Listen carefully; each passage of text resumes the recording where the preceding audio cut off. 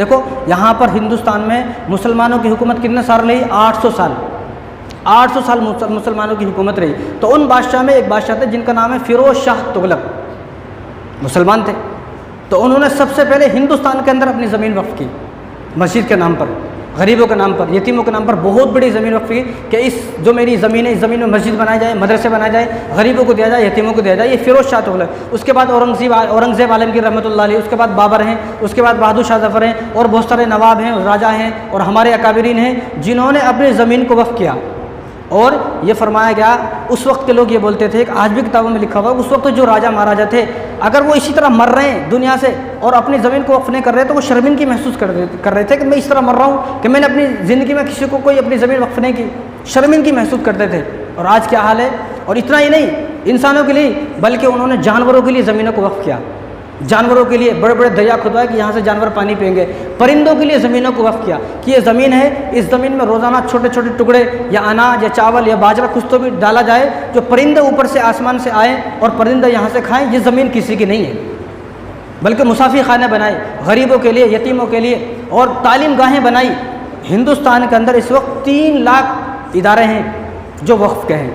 کس نے دیے؟ ہمارے باپ داداؤں نے دیے. 3 لاکھ ادارے. اور اتنا ہی نہیں بلکہ علماء کے لیے زمین بنائی، علماء کے لیے. ابھی آپ کے حیدرآباد میں مکہ مسجد ہے، سب کو معلوم ہے. یہ جو مکہ مسجد ہے اس مکہ مسجد کے اطراف میں 150 مکانات وقف کے ہیں. 150 مکانات. جب انہوں نے مکہ مسجد کو نظام نے مکہ مسجد تعمیر فرمائی تو سوچا کہ یہاں پر کوئی امام بھی ہوگا، یہاں پر کوئی مؤذن بھی ہوگا، یہاں پر کوئی صفائی والا بھی ہوگا، تو ان کا خرچہ کیسے چلے گا؟ تو انہوں نے مسجد کے اطراف 150 مکانات بنائے. کہا کہ 150 مکانات کو جو کرایہ آئے گا اس کرایے سے امام اور مؤذن کی تنخواہ دی جائے گی. 150 مکان. اس زمانے میں اگر 150 مکان کا کرایہ 1000 روپے ہے تو اس زمانے میں کتنا کرایہ ہو گیا 150 مکانات کا؟ 1.5 لاکھ روپے ہو گئے. اس زمانے میں وہ 1.5 لاکھ روپے تنخواہ دے رہے امام کو. اور اس زمانے میں کتنے 100 سال ہو گئے، اس زمانے میں بھی آج ہمارا امام 7-8 ہزار سے آگے بڑھ رہا نہیں ہے. میں تو کہتا ہوں کہ وہ راجہ مہاراجا تم سے اچھے تھے.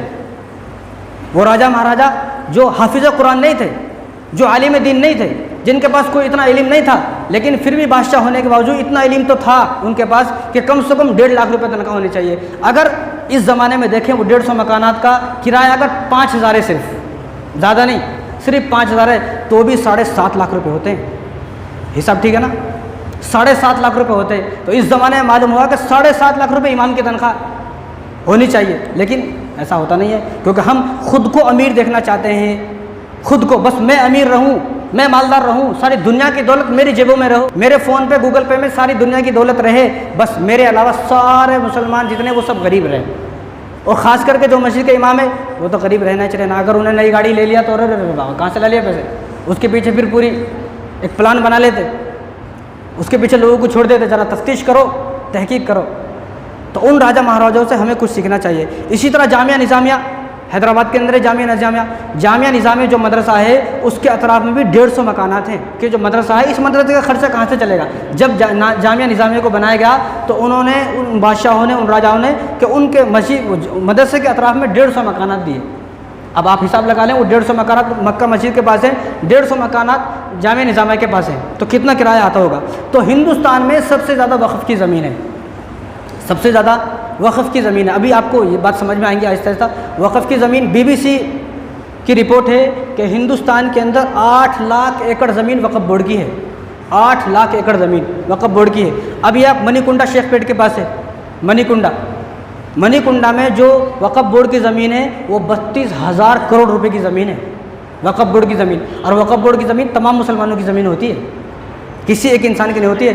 32,000 کروڑ کی زمین ہے. وہ 32,000 کروڑ جو صرف مسلمانوں کا ہے اس کو کون کھا رہے ہیں؟ ذرا تحقیق کرو حکومت. لیکن یہ جو وقف کی زمینیں ہوتی ہیں اس کا مالک اللہ ہے، یہ اللہ کی ملکیت ہے اور یہ امانت ہے اللہ کی ہمارے پاس. کس لیے کہ ان زمین کے اندر مسجدیں، قبرستان، عیدگاہیں، مدرسے یا یتیموں کے لیے کوئی ایسا سسٹم بنایا جائے کہ یتیموں کو وہاں سے پیٹ پلے، یتیم لوگ دعائیں دیں. تو لیکن ریلوے سب سے زیادہ جو زمین ہے ہندوستان کے اندر وہ ملٹری کے پاس ہے، اس کے بعد ریلوے کے پاس ہے، اس کے بعد تیسرے نمبر پر جو سب سے زیادہ زمین ہے وہ زمین مسلمانوں کے پاس ہے، وقف کی زمین ہے. اب حکومت کی نظر پڑ گئی، حکومت نے ریلوے بیچ دیا، ایئرپورٹ بیچ دیا، سب چیز بیچ دی، ساری چیز بیچ دی، کچھ بچا نہیں. اب بچا کیا ہے؟ اب وقف کی زمین بچی ہے. اب وقف کی جو زمین ہے وہ ہزاروں کروڑ، لاکھوں کروڑ روپے کی ہے. اب حکومت کی نظر وقف کی زمین پر پڑ گئی. اب اس ہفتے ایک بل پاس تو بھی نہیں ہوا، لیکن ممبر، اس لیے میں کہتا ہوں کہ آدمی کو خبر بھی دیکھنا چاہیے کہ ہمارے دیش میں کیا چل رہا ہے، ممبر پارلیمنٹ میں کیا چل رہا ہے. لیکن فلمیں دیکھنے سے، گانے دیکھنے سے فرصت ملے گی تو پتہ چلے گا نا. اس لیے دیکھنا چاہیے کہ آج کل کیا چل رہا ہے. تو ممبر پارلیمنٹ میں ایک بات آج کل چل رہی ہے کہ وقف کی زمینوں کو ختم کیا جائے، وقف کی جتنی بھی زمینیں ہیں وہ ساری زمینیں حکومت کے پاس آ جائیں. یہ مسلمانوں سے کھلی دشمنی کا ثبوت ہے، مسلمانوں سے دشمنی کا اعلان ہے، مسلمانوں سے نفرت ہے. اس وجہ سے آج یہ حکومت یہ بل پاس کرانا چاہ رہی ہے کہ وقف کی ساری زمینیں ختم ہوں. وقف کی جو زمین کا مسئلہ ہے یہ مذہبی مسئلہ ہے. جس طرح 3 طلاق کا مسئلہ تھا، مذہبی مسئلہ ہے. طلاق اگر کسی کو دی جائیں گی، عدت کسی کو ہوگی، تو سارا جو نچوڑ ہے طلاق کا وہ قرآن کے اندر موجود ہے. سورہ بقرہ کے اندر اللہ تبارک و تعالیٰ نے سب کچھ نازل فرما دیا. قرآن میں ایک سورہ طلاق کے نام سے ایک سورت موجود ہے، اس میں اللہ تبارک و تعالیٰ نے احکام نازل فرمائے ہیں. اگر کسی کو طلاق ہوتی ہے، دینا ہے، کچھ بھی ہے، طلاق کے سارے مسائل قرآن میں ہیں. کسی اور سے ہمیں مشورہ کرنے کی ضرورت نہیں ہے. لیکن حکومت جو ہے وہ حکومت کی نیت جو ہے خراب ہو گئی ہے. حکومت یہ چاہتی ہے کہ وقف کی ساری زمینوں کو اپنے نام کرا لے، کیونکہ جو وقف کے مسائل ہیں یہ کتابوں میں موجود ہے. اور کتاب ویسی کتاب نہیں، فقہ کی کتاب، جو کتابیں کسی کو جلدی سے پڑھ کر سمجھ میں بھی نہیں آتی ہیں، ان کتابوں کے اندر وقف کے سارے مسئلے موجود ہیں. اب حکومت کا نظریہ یہ ہے، حکومت یہ چاہتی ہے، یہ سوچ رہی ہے، کہہ رہی ہے کہ جو وقف کی جو زمینیں ہیں یہ کوئی مذہبی سنستھا نہیں ہے، مذہبی زمین نہیں ہے، ان کا تعلق مذہب سے نہیں ہے، بلکہ تو عام زمین ہے، عام سنستھا ہے.